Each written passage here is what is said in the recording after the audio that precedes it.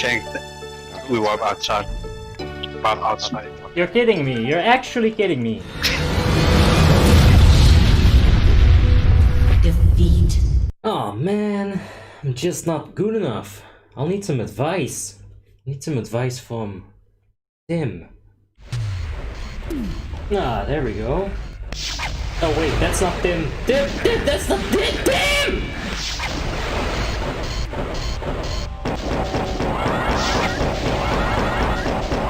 Thanks, Tim. Darn it, Tim, I can't curse in the first 30 seconds of a video due to YouTube monetization things, and also I couldn't do a blindfolded Ruby Sanctum 10 normal run. Get good. How am I gonna get good? Well, you could try with working out and a balanced diet. Ah, balance. I see. Welcome, ladies and gentlemen, to another guide video. Today we'll be taking a look at one of my all-time favorite specializations in this game, Doomkin.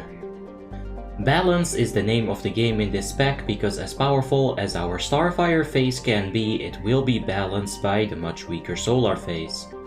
But let us begin with the beginning, the talent tree.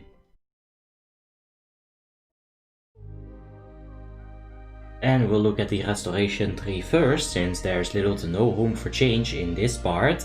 We'll want to make sure that we take Omen of Clarity and Master Shapeshifter. We won't need any points in feral combat, so we can focus on the balance tree for now. I like using this talent setup. It only has 1 out of 2 points in Nature's Reach, but that is alright. If you're a Night Elf, you can reset your aggro with Shadow Melt, and you can easily compensate for the small range penalty with proper positioning. Later in the talent tree I skipped only Dream State, which might be good if you're low on gear, but this guide is mostly crafted towards endgame, and I've also skipped Alkin Frenzy. Even though this looks like an amazing talent on paper, the Alkin Frenzy barely ever procs for me in practice, and it seems to be tailored more towards PvP and we're PvE. Now that we've talked about the talents I don't want, let me make sure that you understand what you do want. The first big misconception that a lot of people have on a Doomkin is that Typhoon is not important. It does low damage, and if you're just PvE, you might think it's not worth it, but I'm here to tell you that is wrong. Typhoon is amazing, whether you use it on DPS to give the ranged DPS some more space from the Blood Beast, or you might use it on the Lich King 25 Heroic to slow down all of the Lich King's Kamikaze spirits, and perhaps even the Valkyrs if the warriors are slacking on Piercing Howl. Sometimes I will even use Typhoon as a filler. If both of my dots are up, why not use it if there's no threat from mispositioning any ad? I also think that Force of Nature is a good spell to have. You should be aware of its pretty lackluster power. Understanding when to use Force of Nature is key. For example, you don't want to be using it on your Starfire phase, but it's good enough to skip over a Wrath, or even when you're moving in the Solar phase. Preferably, you will be casting Force of Nature right before the fight starts, that way you don't have to spend a global cooldown on it during the fight. The last thing I want to talk about in the talent tree is the percent crit that you will get on Starfire, and hold on to your horses because it is gonna be quite a lot of crit indeed. The Lunar Eclipse will give you 40% crit hit increase, being in our Doomkin form will give us another 5% crit. Improved Verifier will give us another 3%. Improved Insect Swarm will give us an additional 3%. Nature's Majesty will also give us 4% crit. On top of that, our Emblem of Frost Idol will give us 4.8% crit. And to finish it off, in a raid you're gonna have a Shadow Mastery or the improved Scorch effect, granting us an additional 5% crit. However, since the crit cap is easily hit without it in the Icecrown Citadel patch, we'll disregard it. Without the Shadow Mastery or Scorch effect, we'll need a soft crit cap of 41.20% while fully... It's 40.2%, you stupid fuck. That is when our Starfire will crit 100% of the time. It is important to notice because Starfire is on the lower scale and Wrath is on the higher scale, meaning that Starfire is gonna do more because that's how weight works. As far as the glyphs are concerned, we'll need the Glyph of Starfall. It will lower the cooldown, good shit, get it. Glyph of Moonfire. It is a pretty good DPS increase, but it will make Moonfire spam quite ineffective.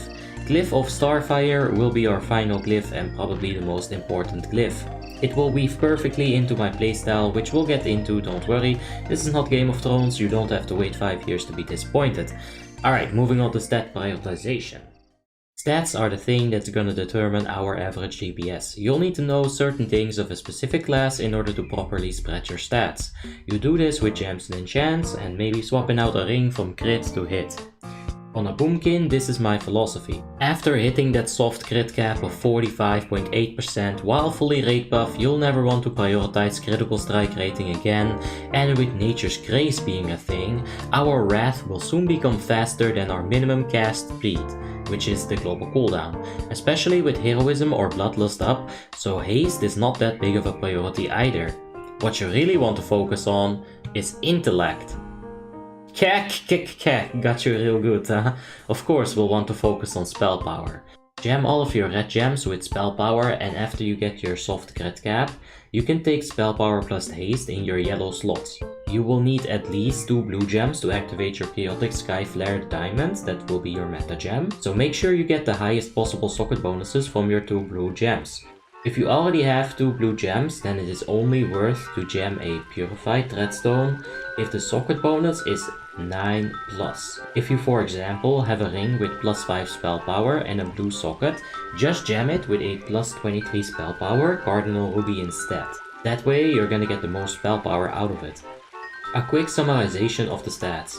You will need to have 45.8% crit rating fully rate buffed with your idol up. 1260 haste is enough to cap your wrath. A little bit more won't hurt because it's gonna help your starfire. Spell power is yay. Spirit is Intellect stacking is nope. Macros for a Doomkin are not that incredibly important.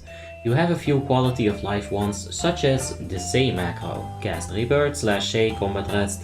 This will alert the healers that someone is about to accept a resurrection. The leaders will know that you did your job, and the person who you are rezzing has like 1 or 2 seconds to prepare for the eventual revive. You can do the same thing with Innervate. It is a little bit less important, but important nonetheless. Cast Innervate / Natura et Manar. And that really is it for the macros that I use on a Doomkin. If you have some that you find useful, feel free to put them in the comment section down below. Of course, let's move on to the important stuff, the DPS rotation, prioritization, or whatever you want to call it. Out of all of the DPSs that you can play on a 3.3.5 expansion, I would say that Doomkin is one of the few DPS classes that actually has a rotation instead of a priority list. You'll start the rotation with some rats until your lunar eclipse procs. Then you're gonna use Starfire while your lunar phase is up until your solar eclipse procs. That is an oversimplification, so let's work that out a little bit. Before the start of the fight on full timer 3, you're gonna want to spawn your Treants out of boss range aggro. Doing this will make it so that they have to walk a little, but that's alright, you won't have to spend the global cooldown while the fight is going on. On pull timer 2, you will use Gift of the Wild. This activates your tier 10 2-set bonus and will make it so that you're a little bit stronger on the pull. On pull timer 1, we precast the Wrath. Hopefully this will block our lunar eclipse so that we can start raining down arcane fire on our enemies. While the Wrath is flying towards the boss, the pull timer will say pull now. Quickly drink a wild magic potion and it is on. This is where you apply your insect swarm, cast another Wrath to ensure hopefully that lunar eclipse procs. And before that second Wrath lands, you'll have to apply your Moonfire.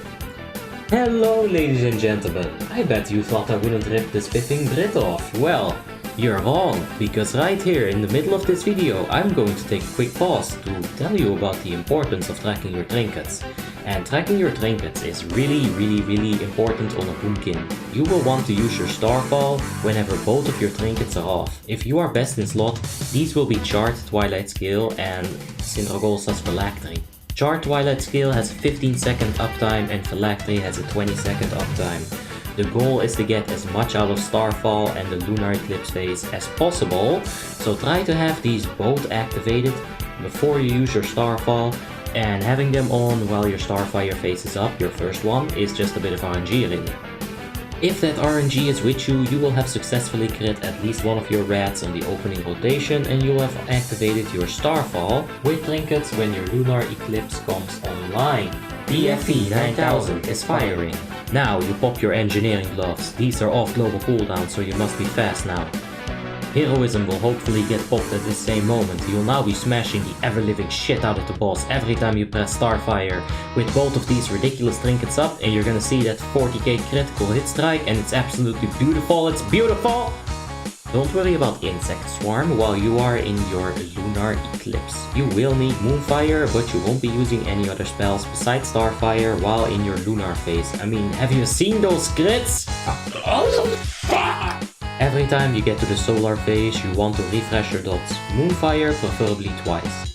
Once when it's fallen off, and once when there's about 3 seconds left on Solar Eclipse, so you won't have to reset it into Lunar phase. Everything else will also be used in the Solar phase. Starfall preferably combined with a trinket or two. Innervate, if at all possible, use it in the Solar phase, but don't leave your healers hanging on the 1% mana. Rebuffing Gift of the Wild, all of it is going to happen in your Solar phase. Mark these words, when your Lunar phase is up, you stand still and you cast Starfire. That's pretty much it for single target DPS. Keep in mind, if there's no Shadow Priest and a Feral Druid, you are gonna have to provide the raid group with Fairy Fire. If either of them are there, don't worry about Fairy Fire, other classes will provide the buffs for you passively. Now, when we're gonna talk about Area of Effect, there has to be some serious emphasis on Starfall. That shit is just completely broken. If you remember from Warmanes Frostmourne, when everybody was naked and had the green and blue gear, Doomkins were still doing insane damage just by standing still and casting Starfall. But we are gonna do so much more than just standing still. We're also gonna put up one of our damage over times on one of the mobs. Preferably Moonfire. That's gonna keep our idol up, which is good because we'll need that crit for Hurricane. Besides that, if you have Phylactery, you're also gonna need a damage over time to proc that, so good stuff. With 2 out of 2 Gale wins, you'll be inflicting some serious pain on anything stupid enough to exist in our gusty circle. I feel like I've said it too many times in these videos already, but druids have too much utility. You all know the obvious ones: Combat Res, Innervate, Remove Curse, Abolish Magic, Tranquility. But Doomkins are expected to provide more in Icecrown Citadel. Cycloning your mind-controlled friends at Lady Deathwhisperer can and will save lives. They'll be protected from any and all damage, and they won't be able to deal any damage to anyone. It's perfection. Typhooning the Deathbringer Sourfang adds is absolutely necessary, so is proper timing. If you do it too early, they simply fly out of everybody's range. Too late, and your ranged DPS allies will die. Don't forget to rebuff the dead people. If there is nothing to kill, you can always apply healing. Since we are a spell power stacking specialization, we'll have some big heals and some big heal over time. Sindragolsa will mark some people and deal big damage to them when they get into the Frost Tomb. They're gonna need those big heal over times. Use them. Innervate your healers when moving from one boss to the next. Healing trash mobs also cost mana. Don't forget to buff the Abomination with Mark of the Wild. Let's not forget that we are a druid. We can shapeshift into all kinds of animals. Let's take cat form for example. Dash is absolutely amazing and can prevent a raid wipe on the Redus on the PP fight. In bear form you can taunt, although you won't be very much more tanky than a Doomkin. It still has a stun in the bash spell. If the Valkyrie goes unstunned for whatever reason, there is a 6-second stun right there. Now that I'm typing this, I realized I've never had to use Demoralizing Roar as a Doomkin. Thank dog! Typhooning the Vile Spirits can and will slow them down so that the tank can soak them more easily in the 3rd phase of the Lich King. If he doesn't want you to slow them, of course, don't do it, but I'd say just do it. That's about all of the utility I can think of for a Doomkin. Do not forget to do this stuff. It really isn't good if you do a lot of damage but then forget to do your job. Skill is measured in more than DPS. We've already went over a lot in today's guide, but there are still a few nuggets of information that I have left to excrete. Bark Skin will make you unexpectedly tanky. You can eat Festergut's Pungent Blight, which is 1 stack of this debuff name from the Spore. Yeah, I usually don't forget names, but this proves there's a first for everything, boys, so you might all become men just yet. Force of Nature can be used to soak Vile Spirits. Even though it is probably a DPS loss, it can be used in a pinch to save somebody. Shadow Melt can and should be used to reset all of your aggro. As an elaboration, allow me to speak on the BQL 25 heroic encounter. There, the bite is gonna give you increased damage, and the bite will be given to the person with the most aggro, who is not Blood Queen Lanatel's target, or the target of the Blood Mirror, the tank and the off-tank. If all goes well, then PFE 9000 is firing. And with that, you'll be having lots of aggro. In order to avoid taking the bite, you shoot Shadow Meld. The Blood Queen Lanatel bite is much better on other specializations, such as Feral, or Fury, or even a Mage. And I think it's in your and your raid's best interest if you pass it to a DPS that's gonna scale harder with it, right? Engineering should be one of your professions, jewel crafting being the other one optimally. Nitro boosts are very good for a Doomkin because they are somewhat immobile. Sure, dash is the thing, but then you cannot cast, and you know what I always say, if you're not casting, you're not dealing damage. Engineering gloves can be used on every other lunar eclipse, and this will help you with... Warning! Warning! Warning! Warning! The Druid has the BFE 9000. I repeat, the Druid has the BFE 9000.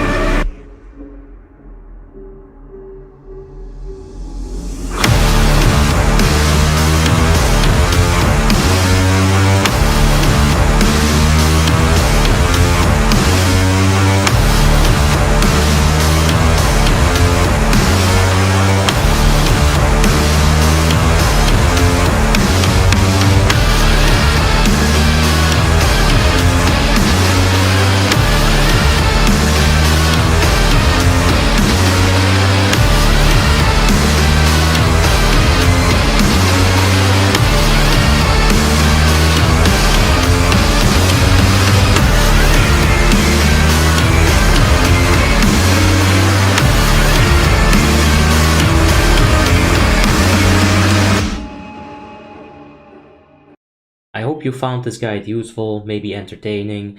Remember to rip and tear until it's all done, and remember to thank the heroes and the legends that we have on our channel. Their support really does mean a lot. I appreciate it a lot, guys. Thank you so much.